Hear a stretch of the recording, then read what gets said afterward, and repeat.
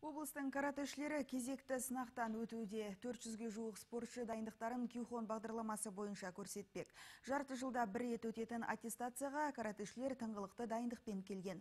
Спортшылар үшін маңызды емтихан барысын әріптесім Аманжол Нұртазин бақылап қайтты. Маңызды емтихан басталмас бұрын каратэшілер жеңіс саябағындағы ескерткішке гүл шоқтарын қойды.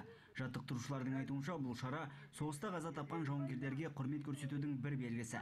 Сондай-ақ жас каратэшілерге алдағы сынақта қажетті деңгейде өнер көрсетуге сеп болары сөзсіз. Чекасанская организация Кюкушинкай каратэ сегодня будет проводить полугодовую аттестацию. Біз емтихан алдында спортшылармен бірге жеңіс саябағына келдік. Бұл жастарға патриоттық рух беріп, жоғары нәтижелерге қол жеткізуге сеп болады деп ойлаймын. Бүгін каратэшілер негізгі іс-қимыл техникасы, ката, комите сияқты сындардан өтеді.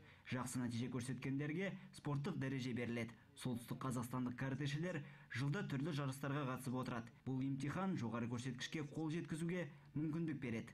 Кю спортшының Кюкушинкай каратэдегі кәсіби дайындығын көрсететін спорттық дәреже. Биыл маңызды емтиханға облыстың барлық аудандарынан каратэшілер келді.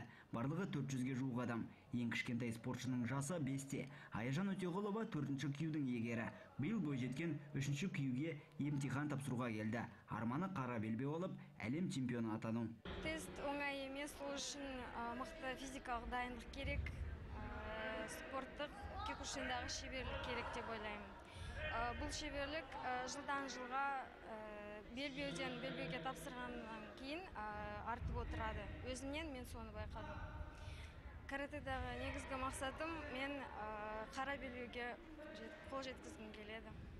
Каратэшілер Кюхон бағдарламасы бойынша емтихан тапсыратын болады. Спортшыларды аттестациялау шарасы 2 күнге шақталған. Аманжол Нұртазин, Юрий Исқақов, Азамат Жантурин, ақпарат.